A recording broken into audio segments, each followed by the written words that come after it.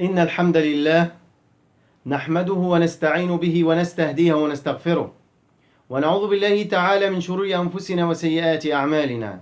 من يهدي الله فهو المهتد ومن يضلل فلن تجد له وليا مرشدا. ثم أما بعد، فإن أصدق الحديث كتاب الله تعالى، وخير الهدي هدي الحبيب صلى الله عليه وسلم، وشر الأمور محدثاتها، وكل محدثة بدعة، وكل بدعة ضلالة، وكل ضلالة في النار. يا أيها الذين آمنوا اتقوا الله حق تقاته ولا تموتن إلا وأنتم مسلمون. يا أيها الناس اتقوا ربكم الذي خلقكم من نفس واحدة وخلق منها زوجها وبث منهما رجالا كثيرا ونساء، واتقوا الله الذي تساءلون به والأرحام، إن الله كان عليكم رقيبا. يا أيها الذين آمنوا اتقوا الله وقولوا قولا سديدا يصلح لكم أعمالكم ويغفر لكم ذنوبكم، ومن يطع الله ورسوله فقد فاز فوزا عظيما. ثم أما بعد، اليوم سنتحدث عن تأمل في بعض ألفاظ كتاب الله عز وجل، ألا وهي 3 ألفاظ وردت في كتاب الله، ألا وهي لي، عندي، أنا. لي، نعم، قالها فرعون: أليس لي ملك مصر وهذه الأنهار تجري من تحتي؟ أنت ملك لمن؟ لله. مالك ملك لمن؟ لله. أولادك ملك لمن؟ لله. زوجتك ملك لمن؟ لله. والديك لله. إخوتك لله. الكون كله ملك من؟ ملك مالك الملك. فإنما أنت مستأمن على ذاك المال، ستحاسب عنه يوم القيامة، فلا تقل لي كذا وكذا، ولكن استعمل ما عندك للوصول إلى رضا الله من مال، أولا من حياة، أن تستعمل هذه الحياة في عبادة الله وذكر الله والدعاء إلى الله والقنوط إلى الله عز وجل وذكر الله عز وجل، أن تستعمل هذه النفس وأن تجعلها في طاعة الله. الثانية المال، أن يكون استعمالك للمال إلى ما يحب الله عز وجل ويرضى. كل وجوه الخير أنفق فيها، ولا تخف من ذي العرش إقلالا، فما عند الله يبقى. نعم، ما عند الله هو الباقي، ما عند الله هو الذي في صحائف الأعمال، وكل شيء بعد ذلك إلى زوال. العبد يقول: مالي، ويقول النبي صلى الله عليه وسلم: يا عبد، إن لك من مالك ما أكلت فأفنيت، ولبست فأبليت، وتصدقت فأبقيت، أو كما جاء عن النبي صلى الله عليه وسلم. تخيل أنت، العبد يقول مالي، وهو ملوش من ماله غير ده، هو ده، وبعد كده كله انتهى، كله إلى زوال. والثانية عندي، نعم، عندي. من الذي قالها؟ قالها قارون، فقال: إنما أوتيته على علم عندي. عندك علم، كيف استعملته؟ علم إيه يا عم الشيخ؟ ده أنا إنسان بسيط. لا، أنت عندك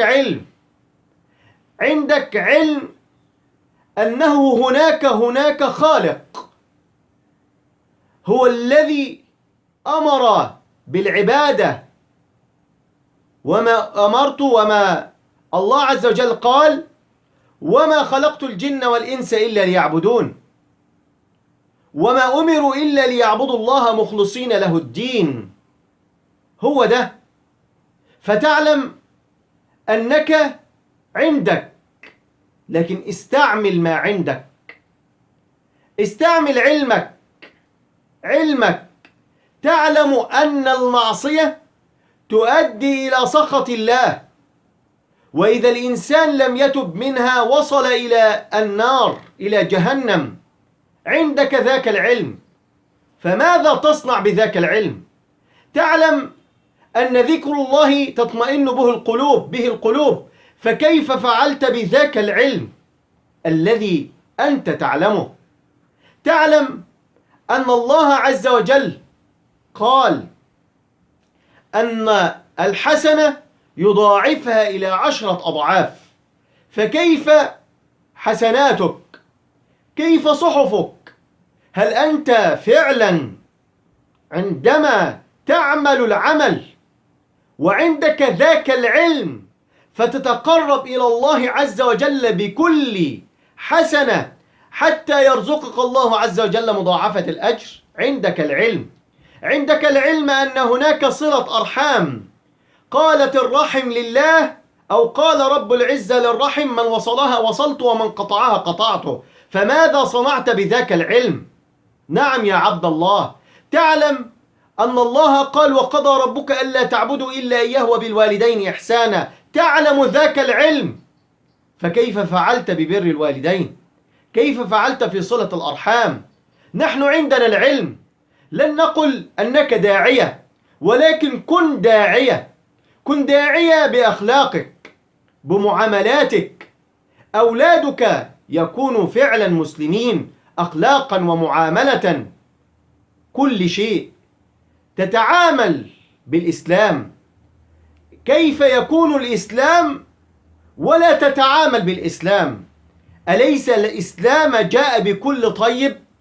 فأين الطيب فيك؟ أين الخير فيك؟ قال النبي: الخير في وفي أمتي. أين الخير الذي فيك؟ ألم تعلم ذلك؟ هل فعلت ذاك العلم يا عبد الله؟ فاحذر أن تقل: إنما أوتيته على علم عندي، فكل شيء من عند الله. وعليك أن تعمل بذاك العلم لله، فهو الله أعطاه العلم ولم يستعمله لله، ولكن استعمله في محاربة الله عز وجل بالذنوب والمعاصي والتكبر على خلق الله عز وجل والجبروت والكبرياء والخيلاء. فاحذر يا عبد الله. وأنا الكلمة واللفظ الثالث، ألا وهي قول إبليس لرب العزة عندما اختار آدم أن يكون خليفة الله على الأرض، قال: أنا خير منه، خلقتني من نار وخلقته من طين. فقال: أنا. ووقف أمام أمر الله بماذا؟ بالعصيان.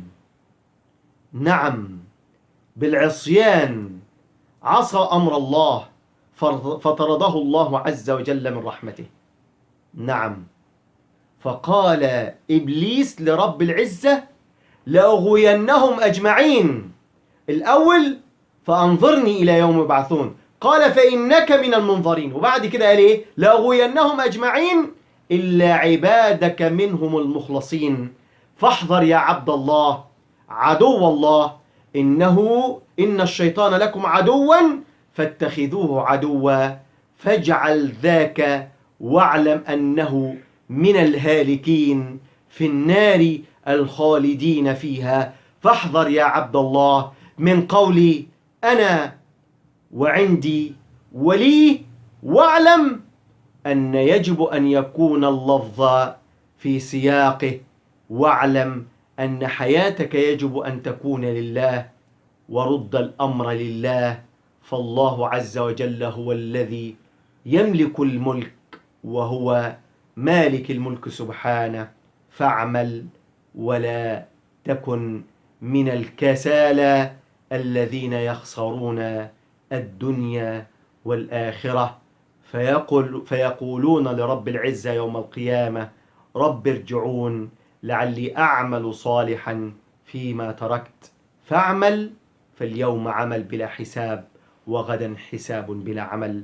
نسأل الله عز وجل أن يجعلها ساعة إجابة. اللهم اهدنا فيمن هديت، عافنا فيمن عافيت، تولنا فيمن توليت، بارك اللهم لنا فيما أعطيت، اصرف عنا برحمتك شر ما قضيت. اللهم صل وسلم وبارك على خير البشر في الأولين وفي الآخرين وفي كل وقت وحين. اللهم لا تحرمنا صحبته وارزقنا شفاعته واسقنا من يده شربة هنيئة لا نظمأ بعد أبدا. اللهم صل وسلم وبارك على خير البشر يا رب العالمين، وارزقنا يا ربي صحبته يوم أن نلقاك. ارفع عنا الوباء يا رب العالمين، اللهم ارفع عنا الوباء يا رب العالمين. اللهم قنا شر الأسقام يا ربنا، اللهم قنا شر الأسقام يا ربنا. اللهم احفظنا من بين أيدينا ومن خلفنا وعن أيماننا وعن شمائلنا ومن فوقنا، ونعوذ بعظمتك أن نغتال من تحتنا. اللهم يا رب اشفي كل الناس يا رب. اللهم قي البشرية كلها شر هذا الوباء يا رب العالمين. اللهم اغفر لنا ما قدمنا وما أخرنا وما أسررنا وما أعلنا وما أنت أعلم به منا يا رب العالمين. اللهم من أراد إسلامنا وبلادنا بخير فوفقه لكل خير، ومن أراد إسلامنا وبلادنا بشر فرد كيده لنحره، واجعل تدبيره في تدميره. وهيل بلادنا أمر رشد يعز فيه أهل طاعتك ويهدى فيه أهل معصيتك ويؤمر فيه بالمعروف وينهى فيه عن المنكر. اجعل بلادنا أمنا أمانا سخاء رخاء وسائر بلاد الإسلام. وصلى الله على سيدنا محمد وعلى آله وصحبه وسلم، وجزاكم الله كل خير.